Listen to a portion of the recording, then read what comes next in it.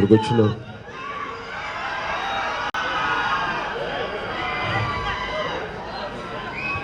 ముందుగా ఇక్కడికి వచ్చిన జన సైనికులకి, విద్యార్థులకి, ఆడపడుచులకి, మహిళలకి, రాష్ట్రం నలుమూలల నుంచి వచ్చిన జనసేన నాయకులందరికీ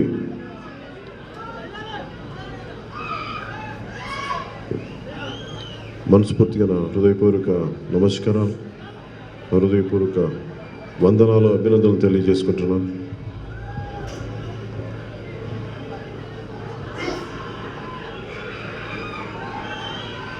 ఓటు ఎంత రాజకీయ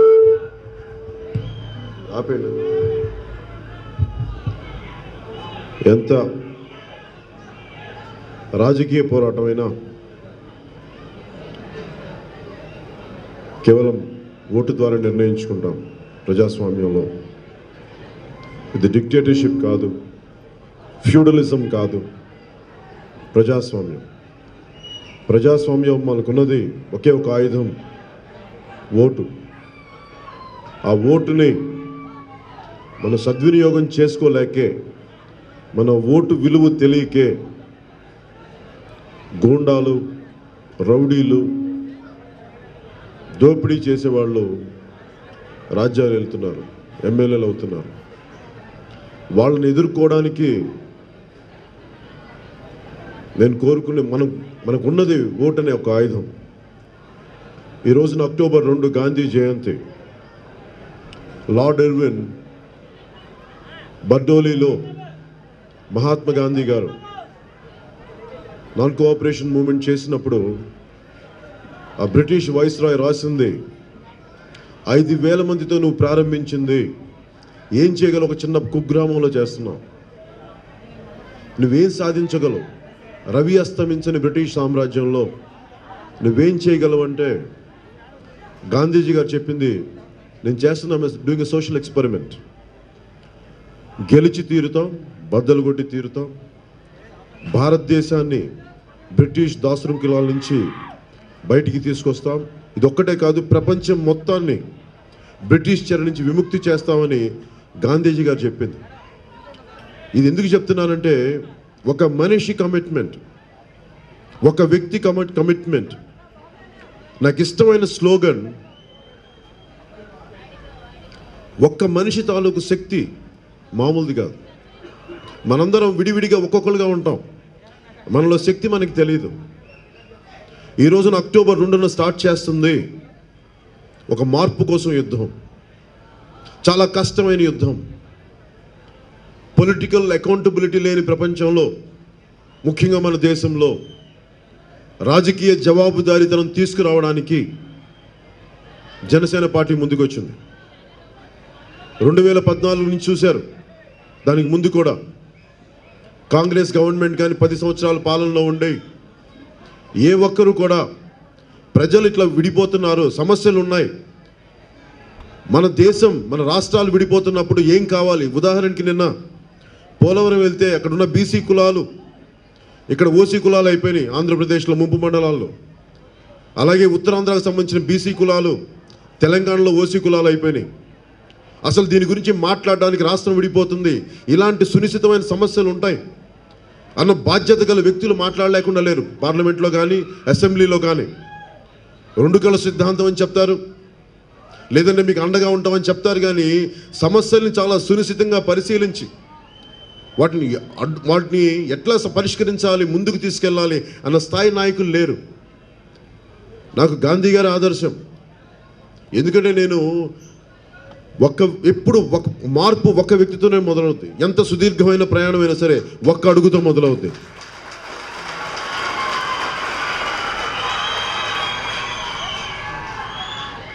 నేను ఈ ఓటర్ రిజిస్ట్రేషన్ ఇవన్నీ ప్రారంభిస్తానని చెప్తాను, ఓటు విలువ చెప్తాం. ఈ రోజున మనం ఎందుకు వీళ్ళ దగ్గర మనకి ఎందుకు మన దేహి అనాలి వీళ్ళ రాజకీయ నాయకుల దగ్గర, ఈ రాజకీయ వ్యవస్థ దగ్గర? ఒక్క వీధిలో వీచే గాలికి ఎగిరే ఒక ఆకురవిడి కూడా మన మీద ఆధిపత్యం చెలాయిస్తూ ఉంటే, చిన్నపాటి వ్యక్తి కూడా ఒక్కచోటే కాదు, అన్ని నియోజకవర్గాలకి దరిదాపు ఇంక్లూడింగ్ మా ఈ చింతలపూడి నియోజకవర్గానికి కూడా వస్తూ ఉంటే ఎవరు అడిగేవాళ్ళు ఎవరు లేరు.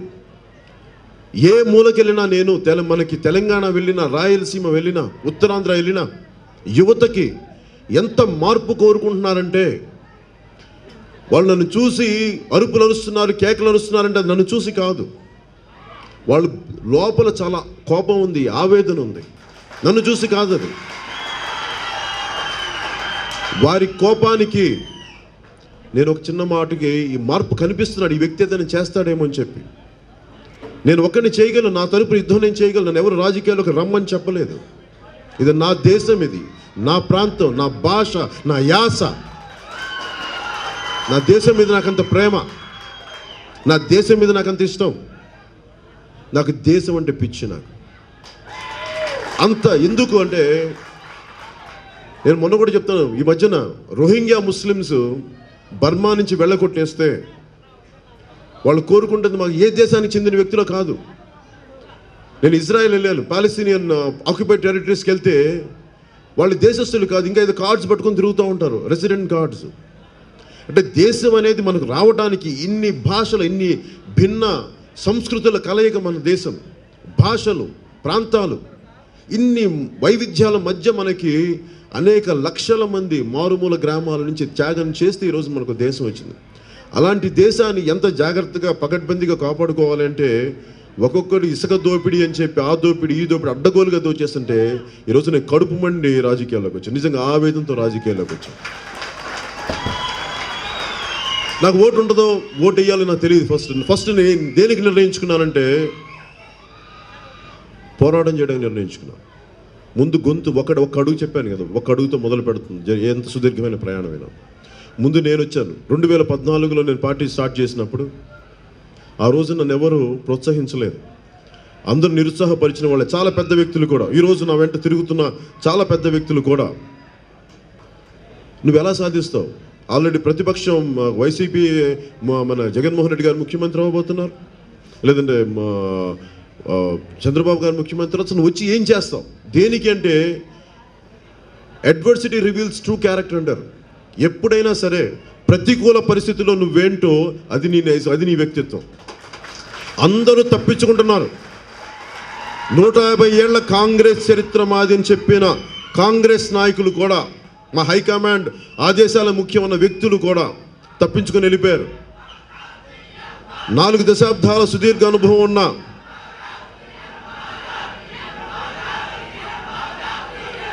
ఒక్క నిమిషం, నేను మీ అరుపుల్ని కేకల్ని నేను అర్థం చేసుకోగలను. మీ అరుపుల్ని కేకలు నేను అర్థం చేసుకున్నంతగా మిమ్మల్ని ఎవరు అర్థం చేసుకోలేరు. కానీ ఈ అరుపులు కేకలు మార్పును తీసుకురాలేవు. నాకు చాలా ఆవేదన ఉంది, చాలా కోపం ఉంది. నాకు మీకంటే 10 ఎక్కువ కోపం ఉంటుంది నాకు దుర్మార్గుల మీద, దోపిడీదారుల మీద. కాకపోతే నేను అరవను, కేకలు పెట్టను, ఓటేసి బద్దలు కొడతాను వాళ్ళ మార్పు కోసం. అది నేను చేశాను. అది మీరు చేయగలరా? పవన్ కళ్యాణ్ సీఎం అంటే సీఎం అవడ అరుపులతోటి, ఓటేస్తే సీఎం అవుతాడు. అది దానికి ప్రోగ్రామే. అలాగే జనసేన పెద్దలకు కూడా, నాయకులకు కూడా, ఏ కుటుంబం అయినా, పొద్దున కూడా చెప్తున్నాను కొంతమందికి, నేను ఏ పార్టీ అయినా చూడండి, కుటుంబం చుట్టూ నడుస్తూ ఉంటుంది పార్టీ. తెలుగుదేశం కానీ, వైసీపీ కానీ, ఎవరైనా సరే 2 కుటుంబాలు. కానీ నేను కుటుంబాలని వదిలి మిమ్మల్ని కుటుంబంగా చేసుకొని నేను పార్టీ పెట్టాను. మిమ్మల్ని కుటుంబంగా చేసుకొని పార్టీ పెట్టాను. దేనికంటే నేను నమ్మాలి ఎవరినో ఒకళ్ళని. చంద్రబాబు గారు వాళ్ళ అబ్బాయి లోకేష్ తప్ప ఇంకెవరిని నమ్మరు. జగన్మోహన్ రెడ్డి గారు వాళ్ళ కజిన్స్ని, వాళ్ళ మావయ్యని తప్ప ఇంకెవరు నమ్మరు. నాకు ముఖం తెలియని వాళ్ళు నమ్ముతాను. దేనికి అంటే, ఇది ముఖ్యంగా జనసేన నాయకులకే చెప్తున్నాను. మీరు దయచేసి పార్టీలో కోటరీలు ఏర్పాటు చేయకండి. నేను ఏ ఒక్కరి మనిషిని కాదు, దయచేసి కోటరీలు ఏర్పాటు చేయకండి. ఒక కులానికో, ఒక మతానికో, ఒక ప్రాంతానికో, కొద్ది మందికో నేను పార్టీ పెట్టలేదు. నాకు చాలా ఉన్నతమైన ఆశయాలు, మీకు శక్తి ఉంటే ఆశయాలను ముందుకు తీసుకెళ్ళండి, లేదంటే దయచేసి ఆగిపోండి. కానీ మీరు ఎవ్వరు కూడా నా ఆశయాలను తూట్లు పడవలేరు, ఏ ఒక్కరు కూడా. నాది ఎంత బలమైన సంకల్పం మీకు తెలియదు. నేను ఈ రోజున రావడానికి ఒక 25 ఏళ్ల కృషి ఉంది చెప్తున్నాను మీకు. 25 సంవత్సరాలు ఒకటే ఆలోచన, మార్పు. 23 ఏళ్ళ కుర్రాడు భగత్ సింగ్, 23 ఏళ్ళకి ఏం చేస్తారు ఒక్కొక్కళ్ళు? పబ్బుల్లో బార్లో కూర్చొని బెల్ట్ షాపుల్లో తిరుగుతూ ఉన్నారు ఒక్కొక్కళ్ళు. కానీ భగత్ సింగ్ దేశం కోసం నా చావు దేనికంటే ప్రతి రాబోయే తరాలకి నాది మేల్కొలుపు ఉండాలి నా చావు అనేది. నేనున్నాను మిత్రమా మరిచిపోకంటే భగత్ సింగ్ స్ఫూర్తిని నేను గుండెలో నింపుకొని వచ్చాను. ఒక పటేల్ ఒక్కొక్కరి జీవితం చూసినా కానీ ఎంత త్యాగాలుతో నిండిపోయిన జీవితాలు ఇవి. సో నేను కోరుకుంటుంది కూడా ప్రతిసారి ఇప్పుడు తోట చంద్రశేఖర్ గారు చెప్పినట్టుగా ఈ ప్రోగ్రాం వెబ్సైట్లో చాలా ఈ పవర్ పాయింట్ ప్రజెంటేషన్లో చాలా అద్భుతంగా ఉంది, చాలా బలంగా ఉంది ఈ పవర్ పాయింట్ ప్రజెంటేషన్. అన్నిటికంటే కష్టమైంది దీన్ని ముందుకు తీసుకెళ్ళడం. ఇది తీసుకెళ్లాలంటే మీకు జనసేన మీద పార్టీ మీద ప్రేమ కంటే కూడా సామాజిక మార్పు మీద ప్రేమ ఉండాలి. మీకు సమాజం మీద ప్రేమ ఉంటే నేను ఎప్పుడు కూడా వీళ్ళు ఎందుకు చేయరని అడగను, నేనేం చేయగలను ఆలోచిస్తాను. ఒక రోడ్లో వచ్చినప్పుడు ఎప్పుడు చదువుకున్నాను ఒక పుస్తకంలో, ఒక మనిషికి యాక్సిడెంట్ అయితే ఈ మనిషి 2 రకాల వ్యక్తులు ఉంటారు.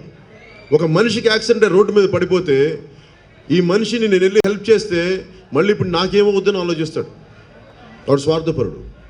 ఈ మనిషికి నేను సహాయం చేయకపోతే అతను ఏమవుతాడు అనుకునేవాడే ముందుకెళ్ళగలడు, వాడు మార్పు తీసుకురాగలడు. మనం ఏ కోవకు చెందిన వాళ్ళం అనేది మీరే నిర్ణయించుకోండి.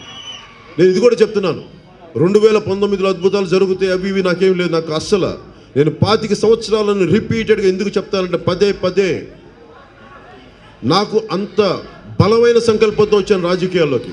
మార్పు తెచ్చి తీరుతాను. ఇలాంటి దోపిడీ ప్రభుత్వాన్ని బద్దలు కొట్టి తీరుతాను, ఖచ్చితంగా చెప్తున్నాను. ఇది నా కమిట్మెంట్. ఇది ఎవరి కోసం కాదు, నా దేశం కోసం, నా సమాజం కోసం నేను పెట్టుకున్న కమిట్మెంట్ ఇది.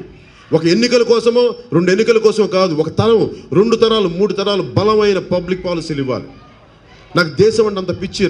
నాకు అందరూ అడుగుతారు, నీకు ఎందుకు ఇంత జనం వస్తారు నీకంటే, ఇంత యువత ఎందుకు వస్తారంటే, నేను వాళ్ళ కోసం ఏడ్చిన రోజులు ఉన్నాయి. ఎవరు చూడలేదు నా ఏడుపు, నా కన్నీళ్ళు. ఎందుకంటే ఇంత జరుగుతుంటే, ఇంత ఘోరం జరిగితే ఎవరు మాట్లాడరేంటి? యువత ఏమైపోద్ది? వాళ్ళకి ఉద్యోగాలు లేక ఏజెన్సీ ప్రాంతాల్లో మనకి ఈ గంజాయి సాగుకి అలవాటు చేస్తున్నారు ప్రభుత్వాలు. ఉద్యోగాలు ప్రొవైడ్ చేయలేని శక్తి లేక మీకు గంజాయి సాగుకి మీరు పెడితే మరి యువత తప్పేమవుద్ది అక్కడ? మీరు ఉద్యోగాలు ఇవ్వలేక కొడుకులకో మనవాళ్ళకో మనకి మేనల్లులకో ఉద్యోగాలు ఇచ్చినట్టు రాజకీయ నాయకులు. ప్రజలకి ఏం చేస్తున్నారు మీరు? ఇది మాట్లాడేవాడు ఎవరు లేడు, అడిగేవాళ్ళు ఎవరు లేరు. ఈ రోజున ప్రతి గ్రామం నుంచి ప్రతి రాష్ట్ర స్థాయి వరకు, రాజధాని స్థాయి వరకు 2 ఆధిపత్యాలు అయిపోతున్నాయి. ప్రతిపక్షం అధికార పక్షం. జనసేన పార్టీ కనుక లేకుండా కానీ ఉండుంటే ఈ రోజున చాలా సమస్యలు వెలికొచ్చేవి కావు. ఇది చాలా కష్టమైన ప్రక్రియ, అది కూడా చెప్తున్నాను మీ అందరికీ. నేను చాలా చిత్తశుద్ధితో ఉన్నాను. మార్గరెట్ మెడ్ అని ఒక ఆంథ్రోపాలజిస్ట్ 50sలో రాసింది, ఒక బలమైన మార్పు తీసుకురావడానికి 25 సంవత్సరాల నుంచి 32 సంవత్సరాల సమయం పడుతుంది. ఒక ఐడియాని ప్లాన్ చేసి బీజం వేసి అది నిలదొక్కుకోవడానికి. ఇది ఎవల్యూషన్ థియరీ. ఇది చాలా ప్రాక్టికల్గా జరిగేది. మీరు 47 నుంచి పోస్ట్ మనకి రాజ్యాంగం వచ్చిన తర్వాత మీరు చూస్తే 70s వరకు ఒకలాంటి రాజ్యం నడిచింది. అక్కడి నుంచి ఆ మార్పులు చివరల్లో చరమాంకంలో వచ్చిన నాయకులు 80sకి వచ్చారు. 80s నుంచి వచ్చిన వాళ్ళు ఇప్పుడు దాకా రాజ్యం వేయలేరు. మంచి చేశారు, చెడు చేశారు, ఎక్కువ శాతం బాధ్యత లేకుండా కొంతమంది చేశారు. ఇప్పుడు రాబోయేది 2019 నుంచి 2021, 22 వరకు దేశం మొత్తం మీద చాలా బలమైన మనకి మార్పులు వస్తాయి, రాజకీయ మార్పులు వస్తాయి, కొత్త నాయకత్వం వస్తుంది. అలాగే మనకి ఉదాహరణకి తమిళనాడులో చూస్తే ట్రెడిషనల్ డిఎంకే పెద్ద నాయకులు వెళ్ళి మనకి కాలం చేశారు. ఆ తర్వాత ఇప్పుడు చూస్తే రజనీకాంత్ గారు పార్టీ పెట్టారు, కమల్ హాసన్ గారు పార్టీ పెట్టారు, విజయకాంత్, ఇట్లా ఎంతమందిని చూసినా ఇది ఏం సూచిస్తుందంటే వీళ్ళు గెలుస్తారా గెలవటం అని కాదు, ఒక మార్పు కోరుకుంటుంది, ఒక ఆవేదన ఉంది, కోపం ఉంది, మార్పు కోసం ప్రతి చోట కనిపించాలి. ఒక జిగ్నేష్ మెవాని, అలాగే హార్దిక్ పటేల్, మీరు ఏ రాష్ట్రానికి వెళ్ళినా ఏదో వరకు ఒక కొత్త నాయకత్వం బయటకు వస్తూ ఉంది. అది ఇన్క్లూడింగ్ మన ఆంధ్రప్రదేశ్తో సహా, మన తెలంగాణతో సహా. ఇవన్నీ ఏమి సూచిస్తున్నాయంటే ఈ ఎగ్జిస్టింగ్ ట్రెడిషనల్ పొలిటికల్ లీడర్షిప్ వెళ్ళిపోతున్నారు వెనక్కి, కొత్త రకమైన లీడర్షిప్ రాబోతుంది. 2019 నుంచి 2021 వరకు ఇది మీరు ప్రొఫెసీ అనుకోండి, జోస్యం అనుకోండి, లేదంటే నా సోషియో పొలిటికల్ అబ్జర్వేషన్ అనుకోండి, మీరు ఏదైనా అనుకోండి, కానీ 2019 నుంచి 2021 వరకు భారతదేశంలో చాలా టర్బులెంట్ పొలిటికల్ స్టేజ్ అది. ఎందుకంటే చాలా రాజకీయ సమీకరణాలు మారుతాయి, కొత్త నాయకత్వం వస్తుంది. దానికి ఉదాహరణ ఈ రోజున మనం కర్ణాటకలో చూస్తే ఒక 30 ఎప్పుడైనా మనం విన్నామా ఒక 30-33 సీట్లు వచ్చిన వ్యక్తి మనకి ముఖ్యమంత్రి అవుతాడని? ఇవన్నీ ఏమి సూచిస్తున్నాయి అంటే ప్రజలు చాలా మార్పు కోరుకుంటున్నారని. నిన్న కూడా మనం ఎవరో మాట్లాడుతూ ఉంటే హార్దిక్ పటేల్ వీళ్ళందరి గురించి మాట్లాడితే ప్రతి ఒక్కరూ ఒక కులాన్నో లేదంటే ఒక వర్గాన్ని నమ్ముకొని పెద్దలు అవుతున్నారు, బలమైన నాయకులు అవుతున్నారు. నేను వాళ్ళకి మంచి సంతోషం. కానీ ఒక జనసేన మటుకు కులాలను కలుపుకొని అన్ని కులాలని అందరికీ కామన్ ప్రాబ్లమ్స్ని అర్థం చేసుకొని జనసేన పార్టీ ముందుకెళ్తుంది. ఒక కులానికి నాయకత్వం వహిస్తేనే వాళ్ళకి అంత బలం ఉంటే మనం ఇన్ని కులాలని అర్థం చేసుకొని ముందుకెళ్తేనే మనకి ఎంత బలం ఉంటుందో మీరు ఆలోచించుకోండి. ఇది చాలా కష్టం, ఎందుకంటే చాలా చాలా దిగమింగుకోవాలి, చాలా కష్టపడాలి, త్యాగాలు కావాలి. ప్రతి ఒక్కరు కూడా నా దగ్గరికి వచ్చి నా కళ్ళ ముందు కనిపించాలంటే కష్టం. నేను అందరికీ షేకెన్లు ఇవ్వలేను.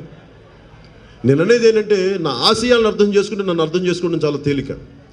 అలా కాకుండా నా ఆశయాల మీద మీరు మీ అత్యాశల్ని కానీ మీ స్వార్థాలను కానీ ముందుకు తీసుకెళ్దామంటే నేను కోలు దోసేస్తాను. ఎవరైనా సరే నాకు అర్థం అవుతారు మనుషులు. చాలా నిస్వార్థంగా వచ్చాను రాజకీయాల్లోకి. నాకు తన మన అనే భేదం లేదు. ఎందుకంటే నాకు బయట వాళ్ళు వేరు కాదు, లోపల వాళ్ళు దగ్గర కాదు, నాకు అందరూ ఒకటే. అందుకని జనసేన నాయకులకు కూడా నా పక్కనే ఉండి మీరు రకరకాలుగా ఆలోచించి నాకేమి తెలియదు అనుకుంటే అది మీ అజ్ఞానం, మీ అవివేకం.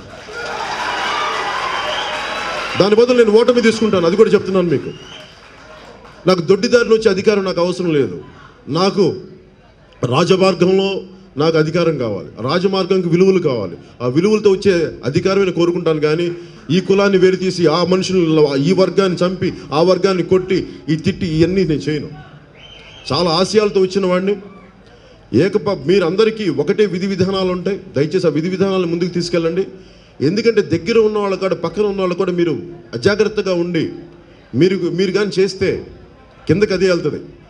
ఒక బలమైన చలిచీమల చేత చిక్క చావదు సుమతి అని బలవంతమైన సర్పం కూడా. ఎందుకంటే బలవంతమైన సర్పాన్ని కూడా చాలా చాలా చిన్న వ్యక్తులు చిన్న చీమలు చంపేయగలరు. అలాగే 2009లో చూసాం ఒక పెద్ద వ్యక్తిని, ఒక 10 లక్షల మంది రాగల తీసుకొచ్చిన వ్యక్తిని సమ్మోహితులను చేసిన వ్యక్తిని, చాలా చిన్న వ్యక్తులు, చిన్నపాటి స్వార్థాలు, ఒక గంటా శ్రీనివాసరావు కావచ్చు, ఇంకొకళ్ళు కావచ్చు, ఎవరైనా కావచ్చు, చిన్న వ్యక్తులు చంపేశారు. నేను ఒక పార్టీని చంపలేదు, ఒక ఆశయాన్ని చంపేశారు. అలాంటి వెళ్ళిపోయిన ఆశయాన్ని తిరిగి బతికించడం కోసం నేను ఇక్కడికి వచ్చాను. ఎందుకంటే ఇది నా జీవిత కాలంలో నేను చేయగలిగేది నా దేశం కోసం. దయచేసి ఇది అందరూ పెద్ద మనసులతో అర్థం చేసుకోండి.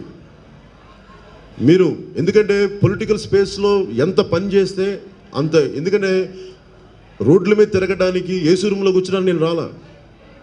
బాత్రూమ్లు బాగలేకపోతే అసలు మేము ఇక్కడ ఉండలేము అనే పరిస్థితులు ఉన్నారు మనుషులు. మరి అంబేద్కర్ గారిని ఏం అర్థం చేసుకోవాలి, గాంధీ గారిని ఏం అర్థం చేసుకోవాలి. గాంధీ గారి గురించి చెప్తుంటే ఆయన చనిపోయే ముందు రోజు కూడా పాయిఖానాలు క్లీన్ చేసి, ఇప్పుడులాంటి మనలాంటి బాంబే ల్యాబొరేటరీస్ కాదు, మామూలు చేతులతో శుభ్రపరిచే ల్యాబొరేటరీస్ అవి. అలాంటి ఆయన క్లీన్ చేసి ఆ నాయకుడు ఎవరంటే మరి మనం ఆయన కాకపోతే జాతిపిత ఇంకెవరిని అంటాం. అలాంటి జాతిపితను స్ఫూర్తిగా తీసుకొని మనం చేసేదాన్ని దిగజారుడు పనులు చేస్తూ ఉంటారు సగటు మనుషులు, సగటు రాజకీయ నాయకుడు. అది నాకు ఆవేదన కలుగుతుంది. అందుకే నేను కోరుకునేది కూడా జనసేన పార్టీ అలాంటిది అవ్వకూడదు. కష్టమైన నష్టమైన ఈ ప్రోగ్రామ్ని మీరు ఎంత మనస్ఫూర్తిగా చేయగలిగితే అంత చేయండి. ఇది కేవలం మీ చేతుల్లో పెడుతున్నాను, నాయకుల చేతుల్లో పెడుతున్నాను, యువత మిమ్మల్ని నమ్ముతున్నారు. అలాగే నా అభిమానులకి జన సైనికులకి కూడా చెప్తున్నాను, నేను మీకోసం వచ్చాను. మీకోసం వచ్చాను. మీరు దీంట్లో భాగస్వామ్యం కండి. అలాగే తెలుగుదేశం పార్టీ కూడా ఎక్కడికైనా సరే అధికార పార్టీ ఎక్కడున్నా కానీ, ఏ రాష్ట్రంలో ఉన్నా కానీ, దాదాపు మన ఆంధ్రప్రదేశ్లో 21 లక్షల ఓట్లు మీరు తీసేస్తుంటే మనకు అర్థమవుతుంది ఏంటంటే వీళ్ళు భయపడుతున్నారు మనల్ని చూసి, జనసేనని చూసి. మన ఓట్లు తీసేస్తుంటే మనకు విలువ తెలియదు, మన ఓట్ల విలువ. మీరు ఒకసారి ప్రతి కాలేజ్ విద్యార్థినులు, పెద్దలు అందరూ ఒక్కసారి మీ ఓట్లు బాగున్నాయో లేదో ఒకసారి చెక్ చేసుకోండి. లేకపోతే ఇంకోసారి రిజిస్టర్ చేసుకోండి. ఈ రోజు నుంచి నెక్స్ట్ 30 రోజులు నేను కూడా మీ అందరితో పాటు రెగ్యులర్గా దీన్ని నా ట్వీట్ ద్వారానో ఇంకో ద్వారా నేను మీ ముందుకు వస్తాను. రెగ్యులర్గా ట్వీట్ చేస్తాను, మీకు గుర్తు చేస్తూ ఉంటాను. ఇది ఎందుకంటే మార్పు కోసం చాలా కష్టమైన యుద్ధం ఇది. మన అడుగుతున్న నా అభిమానులు ఎవరు, అన్న నీ కోసం చచ్చిపోతామంటే, నా కోసం చచ్చిపోకుండా నువ్వు వెళ్ళి ఓటు రిజిస్టర్ చేయించుకోండి. పెద్ద సమస్యలు వద్దు, పెద్ద త్యాగాలు వద్దు. మీరు వెళ్ళి రోడ్డు మీదకి వెళ్ళి ఒక ఆఫీస్కి వెళ్ళి ఓటు రిజిస్టర్ చేయించుకుంటే చాలా కష్టమైన పని. అది చాలా ఓపికతో కూడుకుంది. అది లేదు ఎవరికి. నీకోసం చచ్చిపోతాం, బైక్లు వెళ్ళి గుద్దేసుకుంటాం, అయిన ఎందుకు ఏం చేసుకుంటాం, దేశానికి ప్రయోజనం ఏంటి? అందుకని ప్రతి ఒక్కరికి కూడా, ఎందుకంటే ఈ 2019 నుంచి 2021 చాలా క్రూషియల్ ఇయర్స్. దయచేసి అందరికీ చెప్తాను, ముఖ్యంగా జనసేన నాయకులందరికీ చాలా మార్పులు తీసుకొచ్చే కాలం ఇది. కొత్త లీడర్షిప్ ఈ రోజున ఎస్టాబ్లిష్ అయ్యి 2019 నుంచి 2024 లోపు ఎస్టాబ్లిష్ అయ్యే లీడర్షిప్పే వచ్చే 25 సంవత్సరాలు ఆంధ్రప్రదేశ్, తెలంగాణ రాజకీయాన్ని, అలాగే దేశ రాజకీయాన్ని కూడా ప్రభావితం చేసే నాయకత్వం వస్తుంది దేశం మొత్తం మీద. అందుకని దీన్ని దృష్టిలో పెట్టుకొని అందరికీ ఆశయాలతో కొంతమంది రావచ్చు, అధికారం కోసం కొంతమంది రావచ్చు. ఏ విధంగా వచ్చినా కానీ మన అంతిమ లక్ష్యం సగటు బడుగు బలహీన వర్గాల దగ్గర నుంచి పేదలకి, అగ్రవర్ణాల పేదలకి అందరికీ మన అండగా నిలబడటం. దాంతోపాటు ఎవరు ఎదిగినా నాకు సంతోషమే. నేను కంప్లీట్ అవినీతి ఉంటుందని కూడా నేను నమ్మను. నేను గాంధీజీ గారిని ప్రేమిస్తాను కానీ, ఆరాధిస్తాను కానీ, అంత గొప్ప ఆశయాలు మనుషుల్లో లేవు, అంత పాటించే వ్యక్తులు లేరు. సో మనకున్న సమాజం అవినీతితో కూడిన సమాజం, అది నాకు బాగా తెలుసు. నేను కోరుకుంటుంది కూడా ఈ అవినీతికి కూడా రాజకీయ నాయకులను ఒకటే కోరుకుంటున్నాను, ఈ అవినీతి కూడా ఎంతో కొంత నీతి ఉండాలని కోరుకుంటున్నాను. అదొకటే నేను కోరుకున్నాను. సో నాకు ఇంత అరుదైన అవకాశం ఇచ్చిన మీ అందరికీ, దీన్ని వచ్చే 30 రోజులు మనం ఒక యుద్ధంగా ముందుకు తీసుకెళ్దామని తెలియజేసుకుంటూ సెలవు తీసుకున్నాను. జై హింద్.